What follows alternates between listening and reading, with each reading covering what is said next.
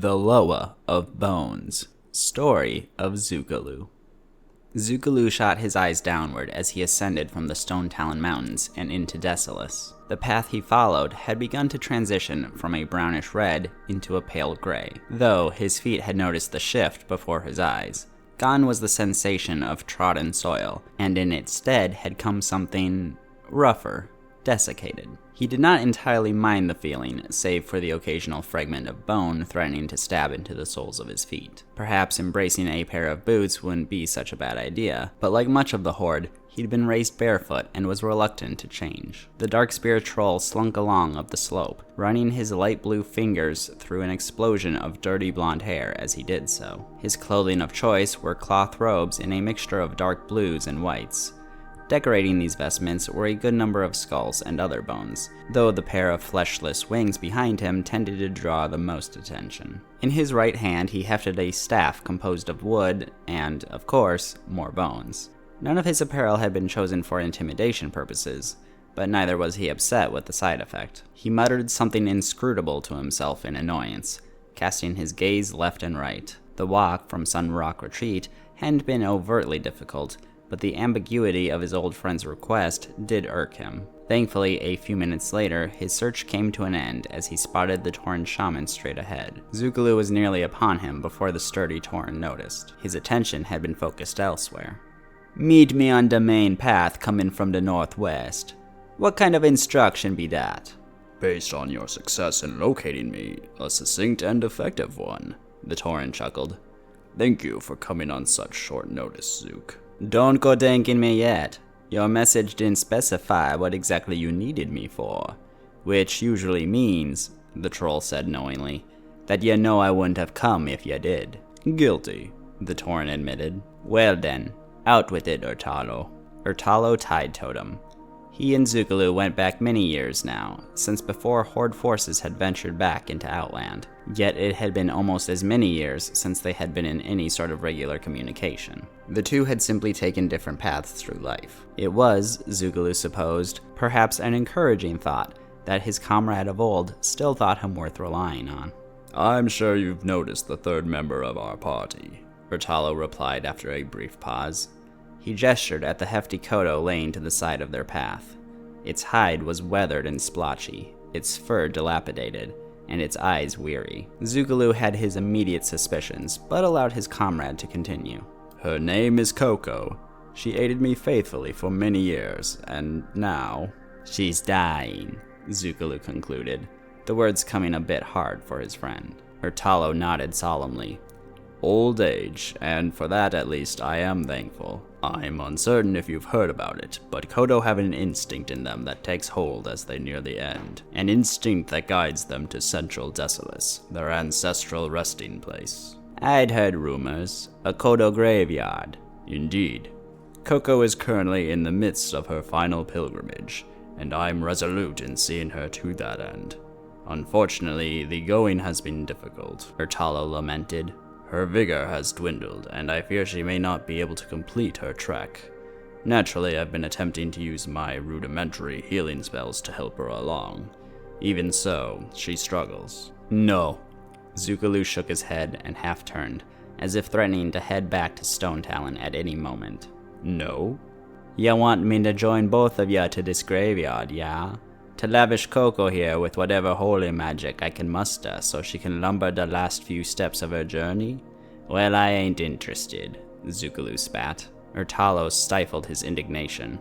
"My friend, you are the most capable priest that I know at a personal level. I summoned you here because I knew you were Coco's best hope." "My healing spells are meant for keeping people alive. Ain't worth my time nor my energy to keep this beast alive for a few more hours."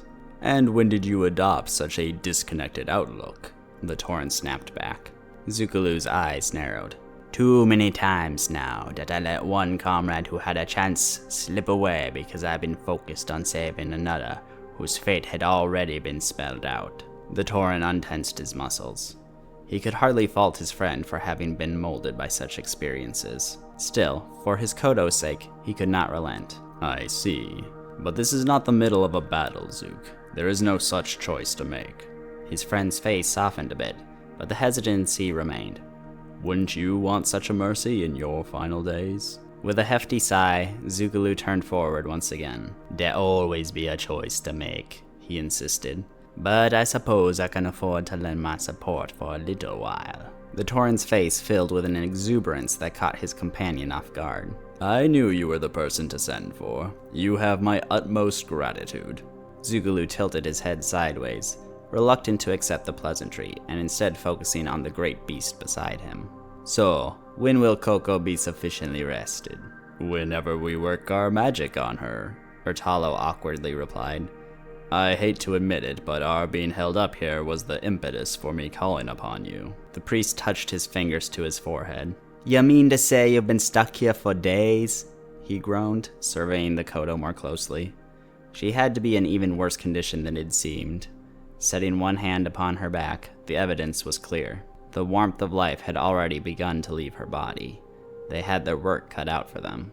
Ertalo left the healing to Zougalou, having already expended most of his mana waiting for the latter to arrive. Brilliant yellow energy began to emanate from the troll's hand, washing over the Kodo's body and revitalizing the creature, if only temporarily. This continued for a good minute before, with great effort, Koko rose to her feet and started trudging forward. The Tauren shaman couldn't help but let out a cheer as he followed after her. He had spoken accurately before. Though he knew some basic healing, it was not his specialty, and the result of all his effort paled before what he had just witnessed. Zougalou fell in step with the others, he and Ertalo on either side of Koko's rear. They'd been traveling for only a few minutes before he took note of someone observing them from the foothills to the north. Based on the silhouette, he suspected a night elf. "No need to worry about them," Ertalo assured him.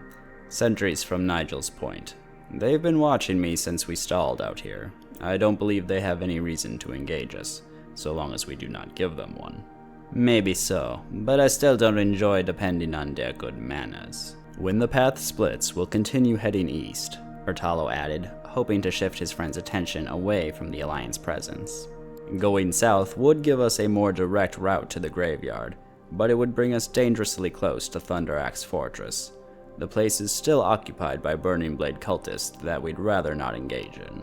Ertalo prattled on, and Zougalou kept a mental tally of every potential danger listed off. He couldn't help but find it somewhat inapt that this land had been dubbed Desolus. Sure, it was a wasteland, but how desolate could it be when there were so many things around waiting to kill you? They'd been fortunate that Koko followed their lead into the eastward path. Whether she understood their concerns, or had an innate sense for the risk involved in heading south, Zougalou could not say. Either way, their journey had continued on for several hours now. Should everything go smoothly, Ertalo estimated that they could reach the graveyard by nightfall. He was being overly optimistic, Zougalou thought. Some time ago, the priest had donned a special mask and kept it on ever since. "Must you wear that thing?" Ertalo queried at last, gesturing at his own head for clarity. "It empowers my ability to heal Koko here," Zougalou reminded him, "and with her condition, I'll use every asset at my disposal." "It's unsettling." "You asked me for help. Don't be nitpicking now." Despite his words, the priest understood Ertalo's reservations. The mask was a hideous thing. One could not discern from a distance if it was made of dead wood or the skull of some misshapen creature. Zougalou knew, but he wasn't telling. Its jagged bottom left only his chin and tusks exposed. On the top end, it curled into numerous horns, and most unnerving of all were the glowing blue lights that cracked through in the semblance of eyes. It was a relic he had pilfered from his enemies when adventuring in Kultiris years ago. "Do the Drust intimidate ya that much?" "Death magic intimidates me," Ertalo specified. "We're in a land of death," Zougalou pointed out in amusement. Despite his statement, he had noticed uncharacteristic splotches of grass across the wastes. "But you still have nothing to worry about. The Lower of Bones protects me." Ertalo's brow raised. "You've made that claim before, yet I've researched troll culture and uncovered no trace of such a being. Just who is this Loa that you worship?" A mild grin crept onto the priest's face as he contemplated how to answer. Before he could, though, his companion seized his arm and pulled him to one side of Koko. "What dis be?" "Hush," Ertalo warned, peeking out from behind the lumbering beast. a task made harder by its ongoing strides. A moment later and he pulled back, making sure that his spine did not jut out past Coco's. As I thought, a unit of Burning Blade members. I'd wager 10 of them, from what I could make out. Zookaloo grit his teeth. He was no stranger to battle, neither of them were, but outnumbered as they were, a confrontation was unlikely to end well. Wasn't this path supposed to keep us clear of that particular hazard? I don't know why they're out this far, but they're drawing nearer, Urtalo whispered. If we keep ourselves hidden behind Coco, we may escape detection. And how does Coco escape detection? Zookaloo scoffed. One of Desolace's blessings was that its sparse landscape meant predators could be spotted miles away. One of its curses was that they, the prey, could also be spotted from afar. Kodo wander these wastes all the time, and that is too large to be a hunting party, the shaman surmised. Whatever they want, it's not meat. You'd better be right about this. Coco continued forth, seemingly unconcerned with the approaching peril. Her two guardians did their best to not jut out past her mighty frame. Though it may have been easier on them if she simply stopped for a break, they dared not stop her and risk drawing more attention. Instead, they pressed on and endured. They could now hear the cultists conversing at a distance. Not close enough to distinguish the words, but certainly close enough to get their hearts beating faster. Urtalo rested his hands on the handles of his axes, prepared to draw them at any moment. Zookaloo listened as intently as he could. He could make out their footsteps now. The tension seemed to drag on endlessly. And then they were past them. The footsteps grew fainter, then the voices. Zookaloo managed to locate the cultists, who were now on the other side of the path. It occurred to him how lucky they were that none of them had found it strange that Kodo was sticking so closely to that path. As the three of them came behind a small mound, Urtalo brought Coco to a halt. This small bit of cover was their chance to switch to her other side. Zookaloo's lips peeled back in terror as he realized that one member of the Burning Blade party was about to turn in their direction. Had he heard them? Doing the only thing he could think of, he cast one of his more modest spells upon the cultist, who stopped in the middle of his turn and simply stared off to the horizon, almost dumbfounded. A few seconds later, he turned back and followed after the others. I soothed his mind, he whispered to Urtalo. Now's our chance. The two hurried around Coco, and the walk continued. Once they were comfortably far away, the Tauren began to affectionately rub his Kodo's neck. Well done, girl. Due to you, we managed to escape with life and limb intact. Say thank you, Zook. Are you kidding me? The troll grumbled. I wouldn't be in this situation in the first place if not for the two of ya. Urtalo wanted to snap back, but contemplated the words for a moment. He couldn't deny the truth to them. Fair enough. We should keep moving. I think we've only another 2 hours to go, he added, deeming it best to keep morale high. I should soothe your mind, Zookaloo muttered, quietly enough that his friend could not hear. Luck was often finite, and theirs had run out. Urtalo and Zookaloo stood on either side of Coco, staring down the trio of centaur assailants that had encircled them. This time they almost certainly were a hunting party, and a hulking Kodo cow in failing health made for an ideal target, even with the Tauren and Troll protecting her. The centaur ran in a continuous circle around them, adding further complication to any maneuver the two defenders may try to employ. Among them was one warrior, one archer, and one sorceress. At present, the archer agitated them the most, taking potshots at Coco at every opportunity, and forcing the two of them to intercept them. Urtalo had attempted to level the odds by hexing one into a frog, but the attackers would not let him concentrate long enough to do so. Time was not on their side. They would have to take the offensive before they were whittled down. Urtalo was more accustomed to being on the front lines, so he knew the onus fell on him to start.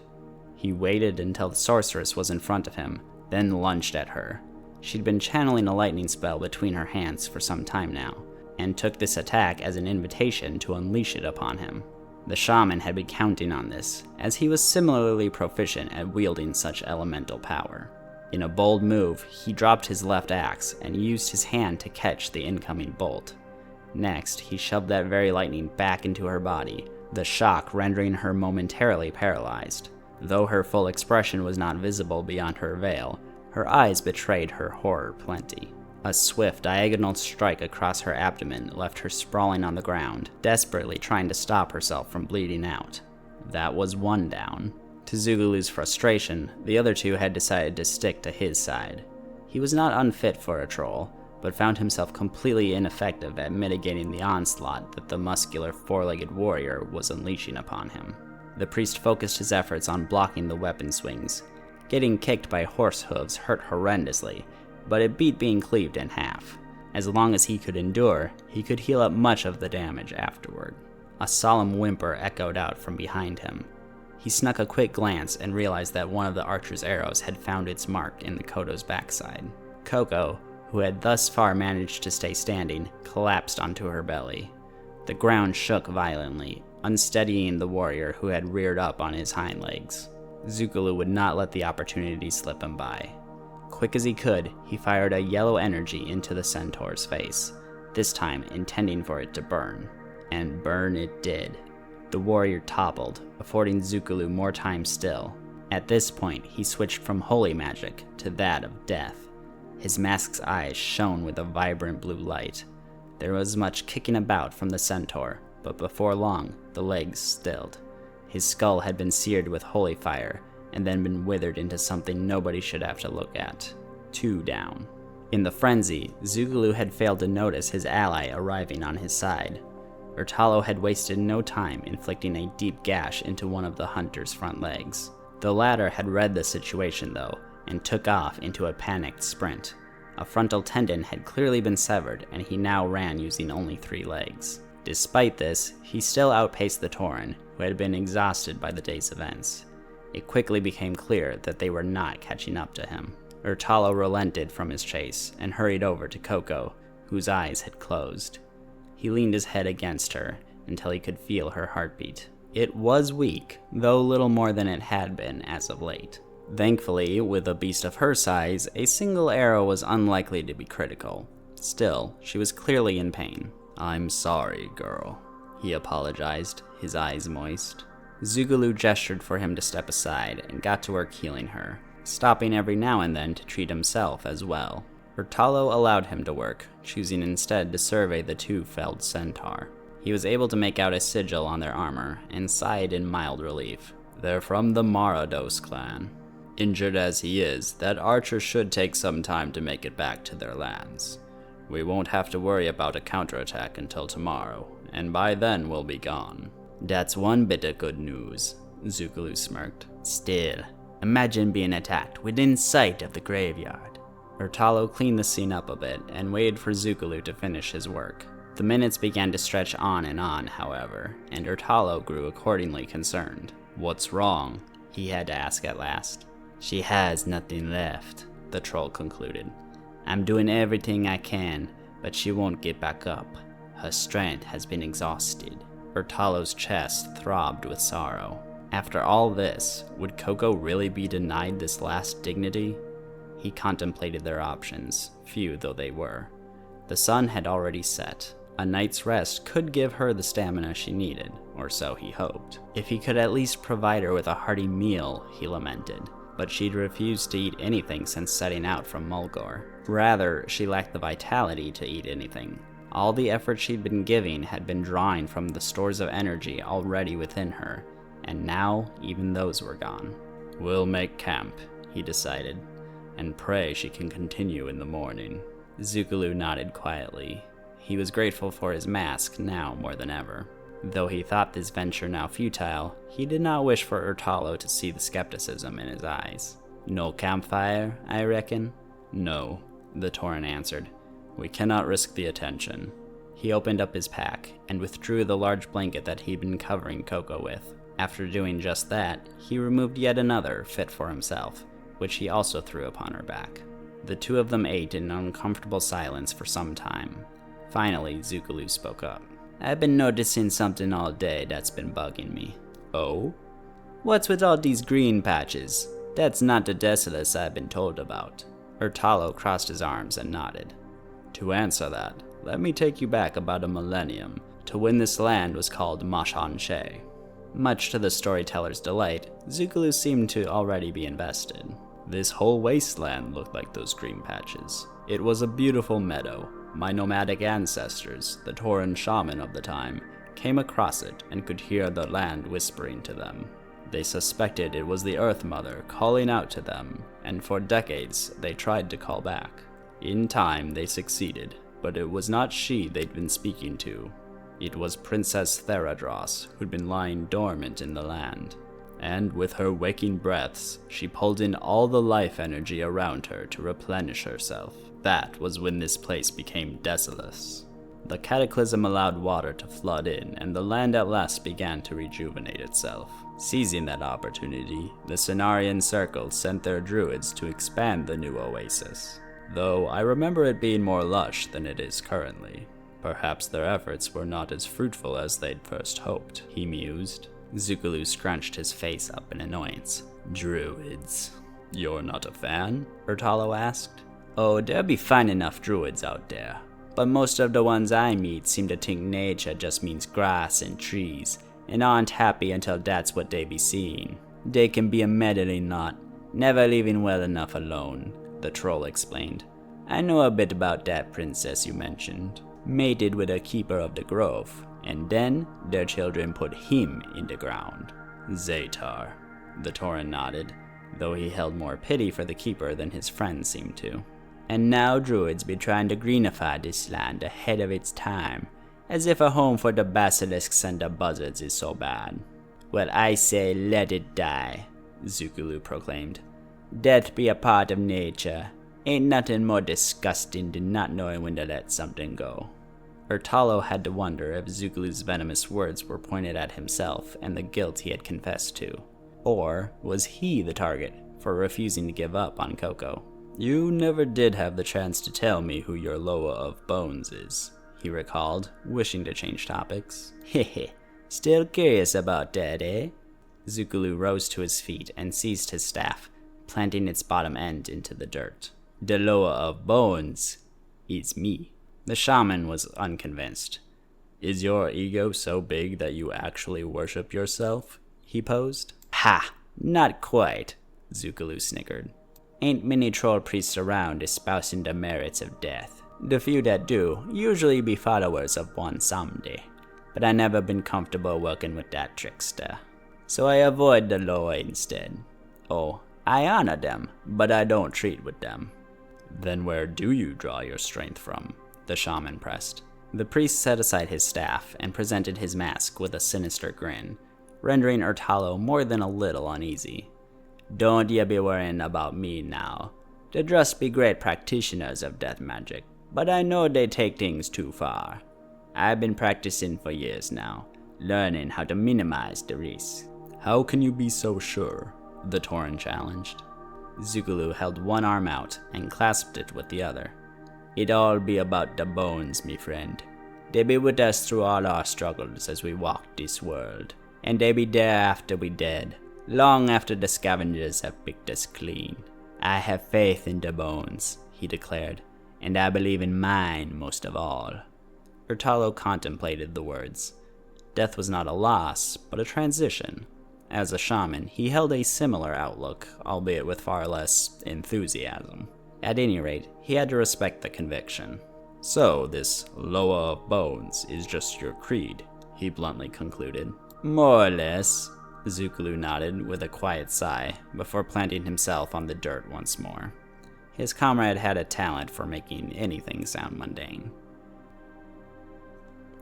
Zookaloo finished his performative patrol around the campsite before squatting down next to Coco. A few feet back, Urtalo was sleeping on the soil, bone chips and all. They deemed it prudent to keep watch through the night, and his friend had offered to take the first shift. Now dawn was nearly upon them once more. Sorry for being a pain. Beside him, the Kodo was squinting. It was enough of a miracle that she'd made it through the night. He had no illusions about her completing the trip. And I'm sorry we couldn't get you the rest of the way there. I know how hard you've worked, and I know how much Urtalo loves you. I may hate when people refuse to accept death, but ain't nothing wrong with going out your own way. You have my respect. He tapped his clenched fist lightly against the great mammal's shoulder. Moisture welled up in Koko's eyes. Urtalo told me something funny last night. Said Kodos have terrible vision. I can't imagine what yours must be like now, Zookaloo mused. He stared down into those tired eyes. They were aimed straight forward, following the sunlight to... Koko's eyes shot open, and her enormous legs began to tremble. Zookaloo jumped back in disbelief. Of course! She hadn't known how close the graveyard was until just this moment. Dumbstruck as he was, it didn't even occur to the priest to offer his aid.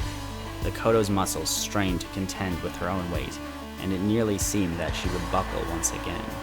But, one by one, her legs straightened until at last she was standing.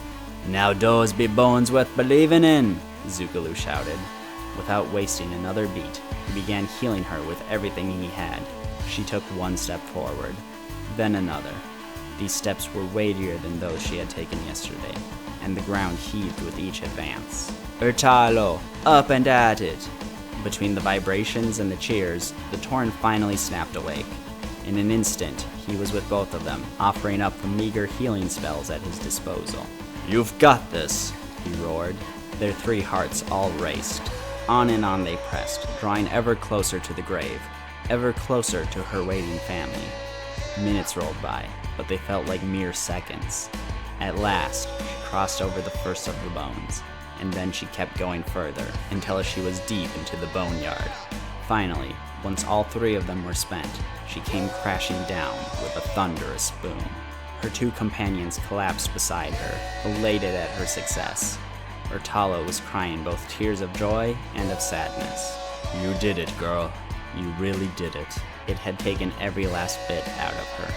The light was fading from her eyes, the last of the heat from her body, but she had made it home, and he couldn't have asked for more. Zookaloo gave her a gentle pat and stepped back to let Urtalo have his moment. As for him, he took a long look at the menagerie of Kodo bones that surrounded them, before grinning and bursting into laughter.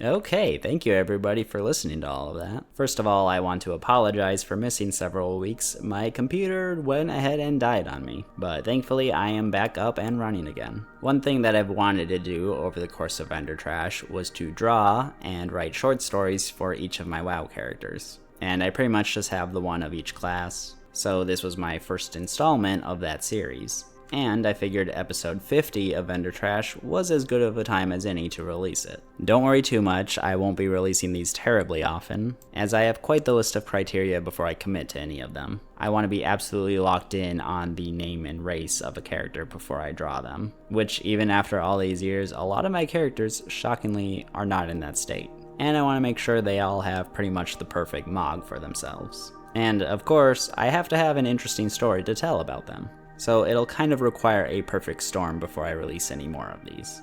And I might as well share some background information about the character of Zookaloo. He was the 3rd character that I created, and my rationale was pretty much that I wanted to get into more group content, and I knew healers were always in demand, and I knew that priests were the ultimate healers at the time, supposedly. And so Zookaloo became my main throughout all of the Burning Crusade. As such, my friends and guildmates refer to me by his name, and I'm just generally super attached to him. He's still my main healer to this day, so I'm very fortunate that Holy Priest is the most fun healing spec for me as well. And yeah, as for his name origins, I just came up with something that sounded like a troll name. Normally I go for some sort of obscure reference, but no, this one just sounded right. And although he would eventually be race and name changed into basically a new character down the line, Urtalo is actually based off of my very first character, a Tauren shaman named Tide Totem, which I realized in retrospect would be more of a last name for a Tauren, but whatever. So yeah, I think this is actually some of the first prose I've written in several years now, so I hope it managed to be of some enjoyment to you. Thank you so much for watching, and I will catch you next week. Bye-bye.